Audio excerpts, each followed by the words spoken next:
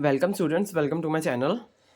तो अब हम पढ़ेंगे एब्सिसिक एसिड। कल की क्लास में हमने पढ़ा था एथाइलिन पढ़ा था हमने, और जो हमारा साइटोकाइनिन थी वो पढ़ा था। और आज हम पढ़ेंगे स्ट्रेस हार्मोन एब्सिसिक एसिड। तो ये स्ट्रेस हार्मोन है, मतलब कि जब स्ट्रेस होता है जैसे कुछ है ना, तब ये निकलता है एब्सिसिक एसिड। जैसे स्टोमेटा वगैरह हाई टेम्परेचर हो गया है ना, तब भी ये एब्सिसिक एसिड निकलता है। स्ट्रेस फिजियोलॉजी जो होती है ना, हाँ स्ट्रेस फिजियोलॉजी, उसमें भी हम ये पढ़ेंगे एब्सिसिक एसिड के बारे में, उसकी फंक्शन के बारे में, उसकी प्रॉपर कैसे वो काम करता है। और एब्सिसिक एसिड का क्या काम है? प्रमोट करना, सेनेसेंस को प्रमोट करना, और सिंथेसाइज इन वेस्कुलर टिश्यू। वेस्कुलर टिश्यूज में ये पाया जाता है, जो लीव्स होती हैं, लीव्स के जो वेस्कुलर टिश्यू होते हैं उसमें ये पाया जाता है। और रेगुलेट करता है सैलिनिटी, डिहाइड्रेशन, टेम्परेचर, स्ट्रेस। हाँ, तो ये इतने सारे, सैलिनिटी, स्ट्रेस हो गया, डिहाइड्रेशन, जैसे मैंने आपको पहले बताया ना कि ये जो है स्ट्रेस हार्मोन है। मतलब कि जो स्ट्रेस है, सैलिनिटी, स्ट्रेस, सैलिनिटी जो मतलब नमक की वजह से जो सैलिनिटी हो जाती है, हाई हाई सॉल्ट कंसंट्रेशन की वजह से, और डिहाइड्रेशन की वजह से, है ना, और टेम्परेचर की वजह से, टेम्परेचर ज़्यादा हो जाना, कम हो जाना, है ना। तो बेसिकली ज़्यादा होने पर एब्सिसिक एसिड, अब उसके जो स्टोमेटा के जो वो होते हैं सब्सिडरी सेल्स, उनको वो करता है, वो श्रिंक करता है, बंद करता है, ओपन करता है। तो ऐसे इसका बहुत ज़्यादा रोल है। और अगर हम बात करें इसकी बायोसिंथेसिस की, तो बायोसिंथेसिस की देखते हैं चलो कैसे होती है। सबसे पहले आईपीपी, आईपीपी से ये इसका स्टार्टिंग पॉइंट है, आईपीपी।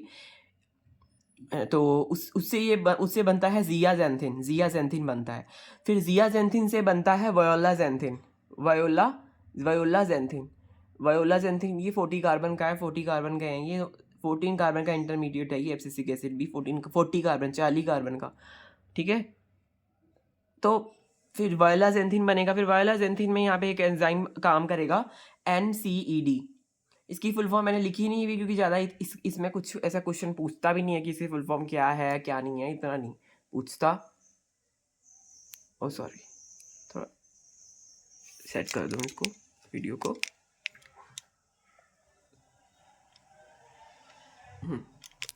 तो वायलाजेंथिन है, ये दो ऑर्गेनेलीज में बनते हैं। पहली ऑर्गेनेली है प्लास्टिड, दूसरी ऑर्गेनेली है साइटोसोल। ऑब्वियसली प्लास्टिड है, फिर साइटोसोल है। फिर प्लास्टिड से नियोजेंथिन बना, प्लास्टिड में नियोजेंथिन बना। फिर नियोजेंथिन जो है उसमें NCED फिर काम करा, और फिर वो जेंथोजिन बन के बाहर आ गया, अंदर आ गया, हाँ सॉरी बाहर आ गया, इससे प्लास्टिड से बाहर आ गया, साइटोप्लाज्म में आ गया। फिर जेंथोजिन से बनेगा ABA एल्डिहाइड, एक ABA एल्डिहाइड बनेगा। ABA एल्डिहाइड फिर एब्सिसिक एसिड बना देगा, ABA बना देगा। तो IPP फिर बनेगा जियाजेंथिन, फिर बनेगा वायोलाजेंथिन, फिर वायोलाजेंथिन से नियोजेंथिन, नियोजेंथिन से जेंथोजिन, जेंथोजिन क्या साइटोसोल में बनेगा। अब हाँ, और फिर बनेगा ABA एल्डिहाइड, फिर बनेगा ABA, जो AB है एब्सिसिक एसिड। रेगुलेशन की बात करें, एब्सिसिक एसिड का जो लेवल है वो ज़्यादा हो जाता है डेवलप्ड सीड्स, जो डेवलप्ड सीड होते हैं, डेवलपिंग सीड जो होता है उसमें इसका फोल्ड ज़्यादा देखने को मिला गया, मतलब उसमें इसका लेवल ज़्यादा देखने को मिला है। अंडर वाटर, जो वाटर स्ट्रेस की कंडीशन में होते हैं, वाटर स्ट्रेस में होते हैं, तो वहाँ पर 50 फोल्ड होता है। स्ट्रेस के टाइम मैंने बताया ना ये स्ट्रेस हार्मोन है, तभी तो देखिए 50 गुना ज़्यादा हो गया स्ट्रेस के टाइम पर एब्सिसिक एसिड। तो ये इसका इंपॉर्टेंट बात होगी। और एक यहाँ पर ये जो है इसकी फंक्शनिंग दे रखी है गार्ड सेल के साथ, जो मैंने आपको बताया ना, गार्ड सेल स्वेल होती है तो वो बंद हो जाता है, गार्ड सेल स्वेल होती है तो स्टोमेटा बंद हो जाते हैं, गार्ड सेल फिर तो गार्ड सेल को रेगुलेट करने का काम भी इसका ही है, क्या कहते हैं, स्ट्रेस हार्मोन का, एब्सिसिक एसिड का। तो इसका देख लेते हैं क्या इसका वर्क है। एब्सिसिक एसिड प्लस रिसेप्टर, तो रिसेप्टर और एब्सिसिक एसिड जब आपस में काम कर रहे हैं तो किसको रोक रहे हैं? ये रोक रहे हैं PP2C, PP2C को रोक रहे हैं। PP2C को रोक रहे हैं, तो मतलब PP2C का काम क्या है? PP2C जो है उसका काम है कैल्शियम, जो है कैल्शियम 2 पॉजिटिव आयन है उसको एक्टिव करवाना। जब PP2C इसको एक्टिवेट करता है कैल्शियम के आयन को, जब कैल्शियम आयन एक्टिवेट होगा तो कैल्शियम का काम है कैल्शियम चैनल को एक्टिवेट करना। कैल्शियम चैनल प्रॉब्लम्स को सही करता है बेसिकली, है ना। और क्या करना है इसका काम? इसका ये काम है कि इसको रोकना, ये पोटाशियम आयन जो है उसके इस चैनल को स्टॉप करना, और हाइड्रोजन के जो आयन है उसको बाहर जाने से रोकना, और पोटाशियम को बाहर जाने से बाहर भेजना, बेसिकली बाहर भेजना, पोटाशियम को बाहर भेजना, है ना। ये काम है। इसका मतलब है रोकना, इनहिबिट करना, और इसका मतलब है करवाना, ठीक है। इन एब्सेंस ऑफ एबीए जब नहीं होता एब्सिसिक एसिड जब नहीं होता तो क्या होता है, PP2C क्या करता है, PP2C कीप प्रोटीन, हाँ प्रोटीन को वो रखता है, फॉस्फाटाइज रिमूव, हाँ फॉस्फाटेज, एक प्रकार का फॉस्फाटेज है। PP2C जो है वो फॉस्फाटेज है। तो PP2C को वो रख के रखता है, कीप प्रोटीन। तो मतलब तब फॉस्फाटेज काम नहीं करता, PP2C अपना काम नहीं करता जब नहीं होता है। फिर जब ये होता है एब्सिसिक एसिड, तो ये नहीं होता। देखिए ABA प्रेजेंट, सॉरी ये तो सिग्नलिंग है, हाँ ये सिग्नलिंग है। इस सिग्नलिंग में हम बाद में पढ़ेंगे, बस आप यहाँ पे तो ये चीज़ अलग है, ये चीज़ अलग है, ये सिग्नलिंग की बात हो गई यहाँ पर। तो यहाँ पे भी मैं बताऊँगा सिग्नलिंग कैसे है, आप थोड़ा कंफ्यूज मत हो। ये देखिए पहले स्टोमेटा क्लोज कब है, जब PP2C इसको कैल्शियम को एक्टिवेट कर रहा है, और फिर कैल्शियम चैनल जो है वो एक्टिवेट हो रहे हैं, और पोटेशियम चैनल स्टॉप हो रहे हैं, हाइड्रोजन बाहर जाना भी रुक रहा है, और प्रमोट क्या हो रहा है, पोटेशियम का बाहर जाना प्रमोट हो रहा है। इसका मतलब है कि स्टोमेटा जो है वो बंद है, स्टोमेटा क्लोज है। सिग्नलिंग की बात कर लेते हैं। इसके रिसेप्टर कौन कौन से हैं, PYR, PYL, RCAR। प्यार ऐसे याद रख सकते हैं, प्यार, पायल, कार। पायल को प्यार है कार से, ऐसे आप इसको याद कर सकते हैं, पायल और प्यार और कार। पायल को प्यार है कार से, तो एक प्रकार से इसका वो याद करने का मैंने इसका वो बना रखा है, निमोनिक्स।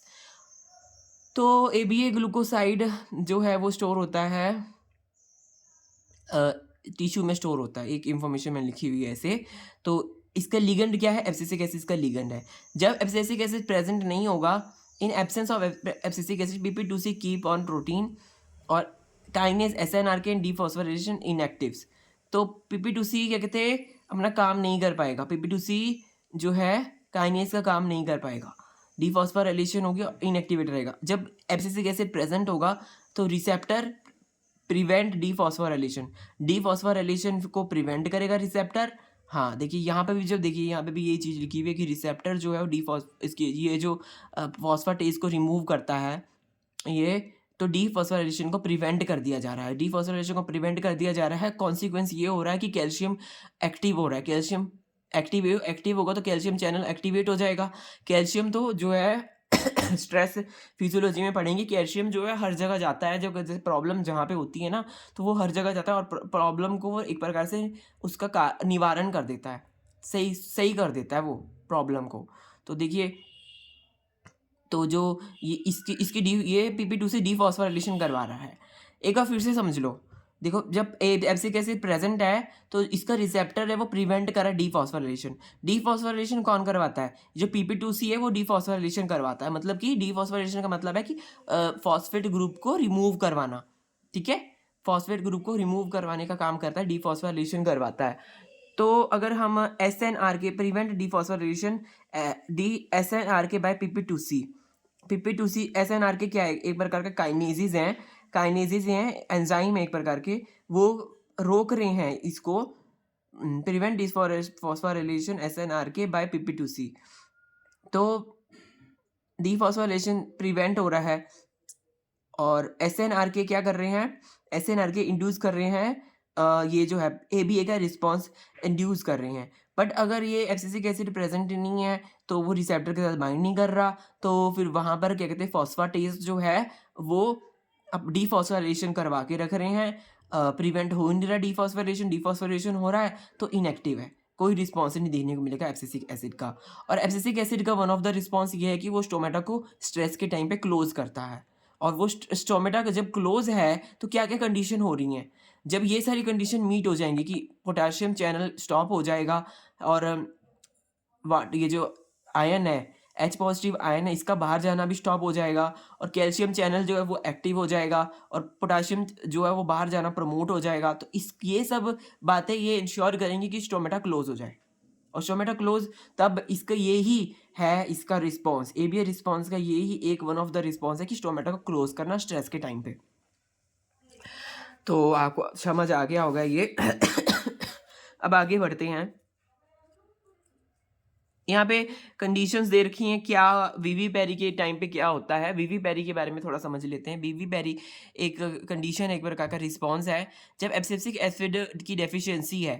VP25, VP2, VP5 ये सब जो है, VP7 डेफिशिएंसी है, तो क्या करता है, एग्जिबिट वीवी पेरी एग्जिबिट करता है। वीवी पेरी एक ऐसी कंडीशन है जो कि प्री हार्वेस्ट स्प्राउटिंग और प्रीकोशियस जर्मिनेशन को लेके आती है। प्रीकोशियस जर्मिनेशन मतलब प्लांट जो है उसके फ्लावर के ऊपर भी जर्मिनेशन हो जाना। फ्रूट है, फ्रूट के ऊपर से ही वो निकल जाना और जर्मिनेशन हो जाना, तो उसको बोलते हैं प्रीकोशियस जर्मिनेशन। ठीक है, मतलब वो प्रीकोशियस जर्मिनेशन करवाता है जब अगर एबीए की डेफिशिएंसी है। पहले ही जर्मिनेशन हो गया तो सीड के बाद होना चाहिए था ना जर्मिनेशन, वो पहले ही फ्रूट के ही केस में वो जर्मिनेशन देखने को मिल गया। तो वो जैसे अब पत्ते से भी पत्ते निकलते हैं, तो वो भी एक प्रिकॉशियस जर्मिनेशन का आप एग्जांपल देख सकते हैं। वीट हो गया, बार्ले हो गया, राइस हो गया, इसमें प्रिकॉशियस जर्मिनेटिंग देखने को मिलती है। प्री हार्वेस्ट से पहले ही स्प्राउटिंग देखने को मिल जाना। वो कंडीशन तब होती है जब एस्पेसिक एसिड की कमी है, डेफिशिएंसी है। Can be prevented by exogenous ABA treatment. तो ऑब्वियसली कमी है, तो ऐसे प्री हार्वेस्ट स्प्राउटिंग देखने को मिल रही है। तो अगर हमें ये नहीं चाहिए प्री हार्वेस्ट स्प्राउटिंग, तो हम एब्सिसिक एसिड का ट्रीटमेंट कर देंगे। फिर जब इसका ट्रीटमेंट कर देंगे तो हमें प्री हार्वेस्ट स्प्राउटिंग और प्रीकोशियस जर्मिनेशन है, वो हमारा जो प्रॉब्लम है वो रिजॉल्व हो जाएगी। मतलब ऊपर से हमें देना पड़ेगा एब्सिसिक एसिड। ठीक है, अब हम आगे बढ़ते हैं। एब्सिसिक एसिड रोकता है अल्फा अमाइलेज को, और अल्फा अमाइलेज जो है वो रोकता है जर्मिनेशन को, but don't do so. Come abscisic acid और GA ज़्यादा, तो क्या बना रहा है, अल्फा अमाइलेज जर्मिनेशन बना रहा है। ठीक है, तो लिया प्रोटीन क्या होता है, लिया प्रोटीन भी एक प्रकार से स्ट्रेस के टाइम पे ये निकलते हैं, लिया प्रोटीन्स। तो अब इसका काम यही होगा, एब्सिसिक एसिड का काम होगा कि जर्मिनेशन को ऐसे रोकना वैसे basically, but don't do so. तो देखते हैं अब आगे क्या होता है। हाँ, अब हम यहाँ पे देखते हैं, पहले लिया प्रोटीन के बारे में पढ़ लेते हैं, फिर वो लाइन की मैंने क्या लिखी है मैं आपको बताता हूँ। ये VP14 प्रीकॉशियस जर्मिनेशन के टाइम पे ये जीन एक्टिव रहता है। VP14 यहाँ पे मैंने ये चीज़ इसे लिख रखी है। प्रीकॉशियस जर्मिनेशन के टाइम पे अगर ऐसे पूछ लेगा तो VP14 एक्टिवेट रहता है, और जब नहीं हो रही है प्रीकॉशियस जर्मिनेशन तो VP2, 5 और 7 ये एक्टिवेट रहते हैं। लिया प्रोटीन का क्या मतलब है, लिया प्रोटीन जो है वो स्मॉल और हाइड्रोफिलिक है, हाइड्रोफिलिक प्रोटीन है, स्मॉल है और हाइड्रोफिलिक प्रोटीन्स हैं, synthesize in response to osmotic stress. Osmotic stress के टाइम पर ये सिंथेसाइज होते हैं। लिया प्रोटीन कब बनते हैं, जब ऑस्मोटिक स्ट्रेस होता है तब ये बनते हैं। एब्सिसिक एसिड जब हाई होता है, एब्सिसिक एसिड ज़्यादा होता है, तब लिया प्रोटीन बनते हैं। ऑस्मोटिक स्ट्रेस हाई है, ऑब्वियसली स्ट्रेस के टाइम पे एब्सिसिक एसिड बन रहा है, एब्सिसिक एसिड क्या बना रहे हैं, लिया प्रोटीन्स बना रहे हैं। प्रोटेक्टिव फंक्शन होते हैं अगेंस्ट डेसिकेशन। डेसिकेशन ना, बेसिकली डेसिकेशन का मतलब ऐसे स्लिट वहाँ से निकलना, जैसे पोलन, सॉरी सीड्स, हाँ पोलन भी निकलते हैं डेसिकेट होके, तो उसको रोकता है, प्रोटेक्शन देता है। तो पहले ही नहीं होने चाहिए ना, हार्वेस्ट से पहले ही नहीं ऐसा होना चाहिए, तो इसलिए ये एक इसका वो है जो हेल्प करता है। ये can form hydrogen bond with sucrose, तो ये हाइड्रोजन बॉन्ड भी बनाता है लिया प्रोटीन सुक्रो के साथ। एक अंदर की बात है इसके, मतलब फंक्शनल है, केमिस्ट्री के बेसिस पर है। एबीए प्रोडक्शन जो है इनहिबिट वीवी पेरी को इनहिबिट करते हैं, ऑब्वियसली करेंगे इनहिबिट।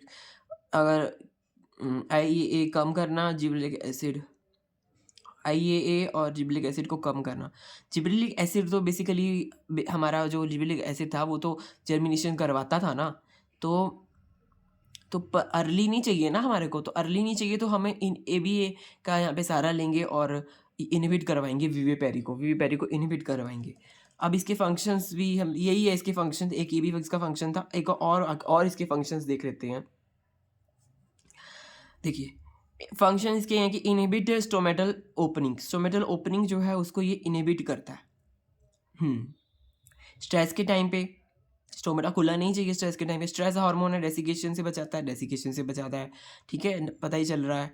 और प्रमोट करता है रूट ग्रोथ, रूट ग्रोथ को ये प्रमोट करता है। लीफ सेनेसेंस को भी ये प्रमोट करता है। इनिबिट अल्फा अमाइलेज ट्रांसपिरेशन, तो अल्फा अमाइलेज का जो ट्रांसपिरेशन है उसको भी इनिबिट करता है। Promote dormancy and inhibit germination, dormancy को प्रमोट करना और जर्मिनेशन को रोक देना, जर्मिनेशन को रोकना। डोरमेंसी, डोरमेंट रखने में मदद करता है ये प्लांट को, सीड को बेसिकली। तो ये तो था हमारा एब्सिसिक एसिड। इसका जो हमने देखा, इसके कई सारे हमने देखे, बेसिकली स्ट्रेस हार्मोन है ये, ठीक है। सिग्नलिंग इसमें हमने देखी इसकी, और इसके इंपॉर्टेंट यहाँ पे सब कुछ देखा, तो आप इसको अच्छे से पढ़ो। अगर आपको ये समझ नहीं आया तो दोबारा रिपीट कर लो। अब हम बढ़ते हैं ब्रासिनोस्टेरॉइड्स पे। हाँ ये ब्रासिनोस्टेरॉइड जो है ये लास्ट हार्मोन है। बस फिर इसके बाद जो है हमारा नेक्स्ट पार्ट जो है सेंसरी फोटोबायोलॉजी, वो स्टार्ट हो जाएगा। ये शॉर्ट नोट्स मैंने बनाए हुए हैं बेसिकली। अब गेट के लिए आपको काम आएंगे शॉर्ट नोट्स, क्योंकि अब गेट का एग्ज़ाम आने वाला है, बस थोड़ा सा टाइम बचा है। दिसंबर तो समझ लीजिए चला ही गया, बस एक महीना जनवरी का, और फरवरी का महीना जो होता है वो तो फुर्र हो जाता है, उसको कुछ पता नहीं चलता। फरवरी में ही मिड में एग्ज़ाम होता है ना। तो अब आप इसके लिए भी तैयारी कर सकते हैं। और साथ के साथ फिर बाद का जून भी तो आ ही जाएगा। जून में बहुत ज़्यादा टाइम भी नहीं है, वो भी बाद में आ ही जाएगा। एक बार फरवरी आएगा तो फिर जून आने में भी टाइम नहीं लगेगा। तो आप पढ़ाई बिल्कुल भी ना छोड़ें। मैं भी देखिए रिवीजन कर रहा हूँ, आपको पढ़ा रहा हूँ, तो मेरी भी रिवीजन हो रही है। तो आप भी करें पढ़ाई, और बिल्कुल भी इससे जुड़े ही रहिए, बस पढ़ाई से जुड़े रहिए और अच्छे से करिए। तो चलिए अब आगे बढ़ते हैं, ब्रासिनोस्टेरॉइड्स पढ़ते हैं इसके बारे में। ब्रासिनोस्टेरॉइड क्या है? लिपिड सॉल्युबल एक प्रकार का ये वो है, लिपिड सॉल्युबल एक वो है कंपाउंड। ब्रासिनोस्टेरॉइड रेगुलेट करता है फोटोमॉर्फोजेनेसिस और जर्मिनेशन को, ये रेगुलेट करता है। फोटोमॉर्फोजेनेसिस, जो फोटोमॉर्फोजेनेसिस मतलब लाइट के प्रेजेंस में, जो लाइट के प्रेजेंस में वो देखते हैं ना, बेंडिंग देखने को मिलती है, उसको फोटोमॉर्फोजेनेसिस बोलते हैं। तो ये उसको रेगुलेट करता है। ब्रासिनोस्टेरॉइड क्या है? First as a growth proof reading, नहीं प्रूफ रीडिंग नहीं, promoting, first growth promoting in. हाँ, ये कहाँ पे सबसे पहले देखा था? ब्रेसिका नेपस, ब्रेसिका नेपस जो है उसमें ये देखने को मिला था। ब्रेसिका नेपस जो है pollen grain, pollen grain male का जो पोलन ग्रेन है, ये जो मेल है ना, मेल गेमिटोफाइट के जो पोलन में, ब्रेसिका नेपस में ये ब्रासिनोस्टेरॉइड जो है वो पहला ग्रोथ प्रोमोटिक हार्मोन देखने को मिला था। तो वहाँ से ये पता चला कि ये ग्रोथ प्रोमोटिंग है, ठीक है। ब्रासिनोलाइड, ब्रासिनोलाइड एक प्रकार का कंपाउंड है जो कि बायो एक्टिव है। ब्रासिनोलाइड जो था बायो एक्टिव होता है। और ये एब्सिसिक एसिड का ये वाला तो फंक्शन एक बार इसको देख लेते हैं। Cytochrome P450 mono oxygenase inactive ABA by oxidation, oxidation के द्वारा इनएक्टिव कर देता है इसको एब्सिसिक एसिड को, जो साइटोक्रोम P450 है, मोनो ऑक्सीजनेज है, ठीक है। एंजाइम ये इसको इनएक्टिव करता है, एब्सिसिक एसिड को बाय ऑक्सीडेशन के द्वारा इनएक्टिव कर देता है इसको। इसकी बायोसिंथेसिस देख रहे हैं ब्रासिनोस्टेरॉइड की, तो ये इसके अलग से एक जैसे से नेम है थोड़े, कैम्पेस्टिरॉल, कैम्पेस्टिनॉल, फिर बनेगा डी ऑक्सो कैथास्टिरॉन, फिर बनेगा डी ऑक्सो 6 डी ऑक्सो टियास्टिरॉन, फिर बनेगा कैटास्टिरॉन, फिर बनेगा ब्रासिनोलाइड। ब्रासिनोलाइड जो है मोस्ट एक्टिव है, देखिए मोस्ट एक्टिव। और कैटास्टिरॉन जो है वो एक्टिव ब्रासिनोस्टेरॉइड है, एक्टिव है। कैटास्टिरॉन भी एक्टिव है, और ये भी ये मोस्ट एक्टिव है। ब्रासिनोलाइड जो है वो मोस्ट एक्टिव है।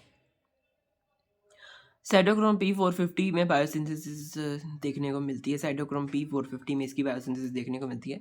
तो बस यही है इसमें बायोसिंथेसिस में, तो ये कि ऐसे बन रहा है कैम्पेस्टिरॉल, फिर बन रहा है सॉरी क्या है कैम्पेस्टिरॉल, फिर कैम्पेस्टिनॉल, ये स्टीरॉल है, ये स्टीनॉल है, फिर डी ऑक्सो कैथास्टिरॉन, फिर डी ऑक्सो टियास्टिरॉन, फिर कैटास्टिरॉन, फिर ब्रासिनोलाइड, ऐसे ऐसे। अब इसकी सिग्नलिंग देखते हैं।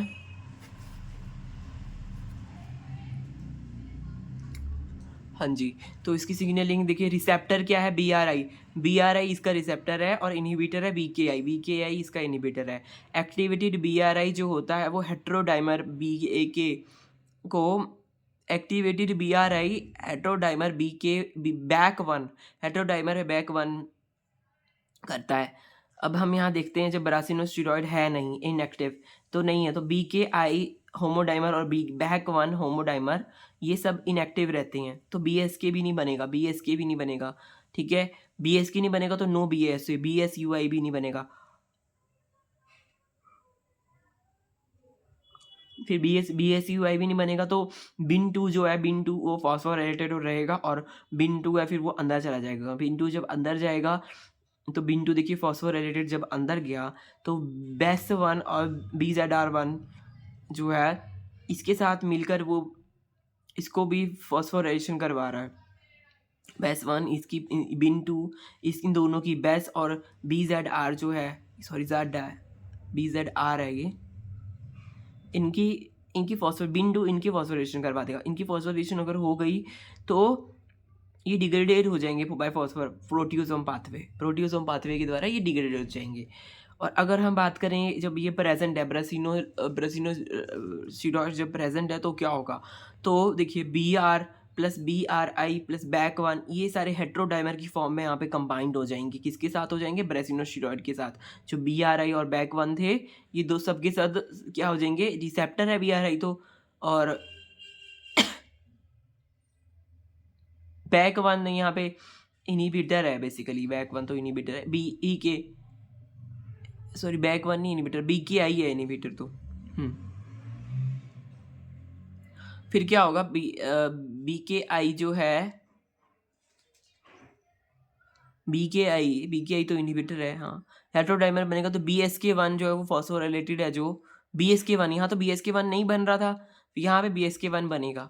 BSK1 जब बनेगा तो क्या होगा कि देखिए फॉस्फोराइलेशन दिखाई है BSK1 की, तो जब ये बनाएगा BSUI क्या है, एक प्रकार का फॉस्फाटेज है, BSUI एक प्रकार का फॉस्फाटेज है। BSUI क्या होगा, तो ये न्यूक्लियस में चला गया, देखिए ये न्यूक्लियस तो यहाँ पर है, ये बाहर ही हो रहा है, साइटोप्लाज्म में ही काम हो रहा है सारा। तो देखिए BSUI जो है BSUI फॉस्फाटेज वो क्या कर रहा है, BSUI बन रहा है तो बिन 2 जो है, बिन 2 की फॉस्फोराइलेशन निकाल दे रहा है। यहाँ पे बिन 2 जो है वो फॉस्फोराइलेशन के साथ अंदर जाता था ना न्यूक्लियस के अंदर, ये न्यूक्लियस है, ये जो डैश मैंने शो करा है ये न्यूक्लियस है।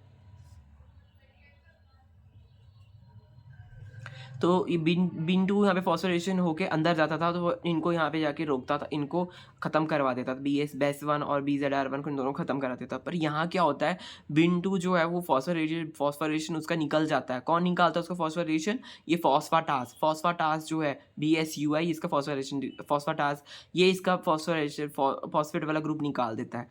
फिर इसका हो जाता है डिग्रेडेशन, ठीक है, इसका हो जाता है डिग्रेडेशन, ठीक है। फिर और ये जो BSUI है कि ये कैसे बन रहा है, ये जब ये ब्रासिनोस्टेरॉइड प्रेजेंट है तब सारे के सारे कंबाइंड होकर हेटेरोडाइमर बना रहे हैं, और BKI को तो बेसिकली ये रोक रहे हैं, क्योंकि BKI तो क्या है, वो इनिबिटर है, तो ये तो रोक रहे हैं उसको सारे के सारे की। तो इनिबिटर का तो काम यहाँ पे होगा नहीं ना अब, तो BSK2 क्या है, तो BSK1 के फॉस्फोरेटेड ही है, BSK जो है वो फॉस्फोरेटेड है, ये क्या करेंगे BSUI बनाएंगे, BSUI बनाएंगे तो BSK यहाँ तो एब्सेंट था, देखो BSK2 BSK1 था, BSK था ही नहीं यहाँ पे, तो यहाँ पे ये फॉस्फाटेज बनाएगा तो बिन 2 का फॉस्फेट जो ग्रुप है वो निकल जाएगा और इसका डिग्रेडेशन हो जाएगा बिन 2 का, और ये बेसिकली डीफॉस्फोराइलेशन हो गई। यहाँ पर डीफॉस्फोराइलेशन इसका निकलना होता है, डीफॉस्फोराइलेशन।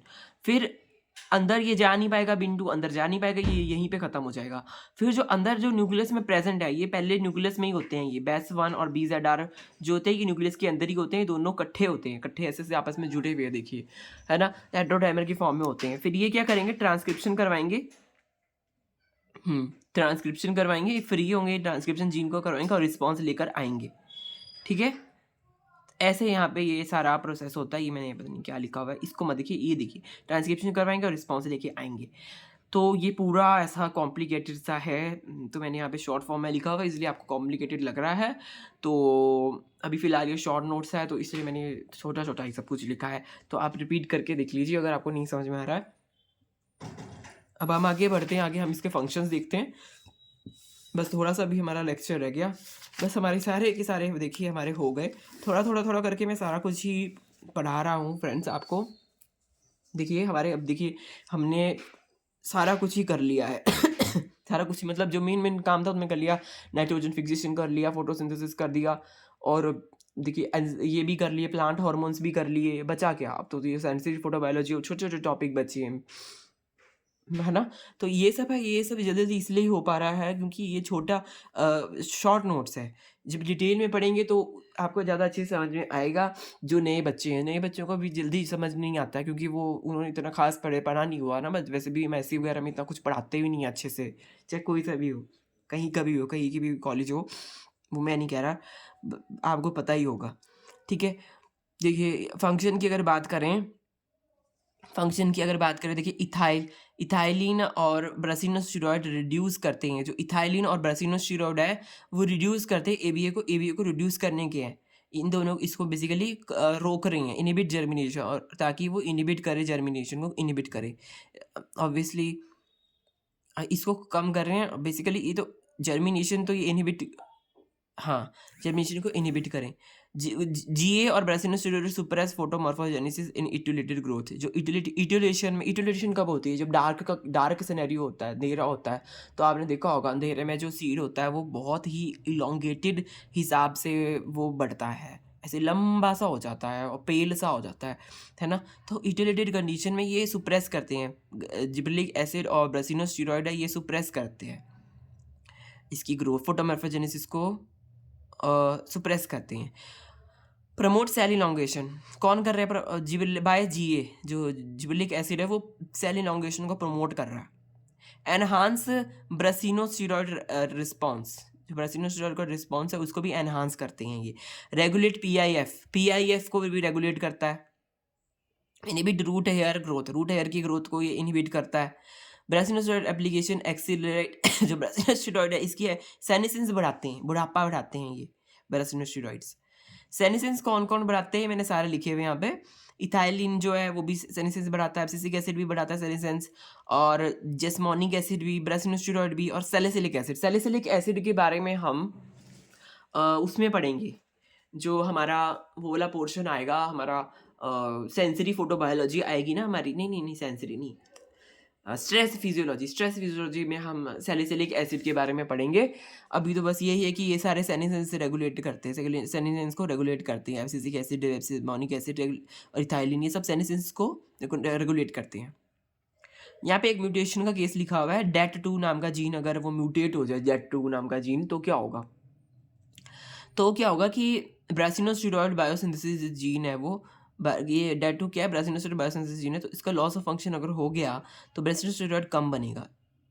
कहाँ पे? डी इट्यूलेटेड ग्रोथ में डी इट्यूलेटेड सीडलिंग देखने को मिलेगा, ब्रासिनोस्टेरॉइड कम बनेगा और डी इट्यूलेटेड सीडलिंग देखने को मिलेगा। मतलब कि सही सीडलिंग इट्यूलेटेड नहीं देखिए, इट्यूलेटेड तो इलोंगेटेड सा होता है ना सीडलिंग, वैसा नहीं मिलेगा, सिंपल मिल जाएगा।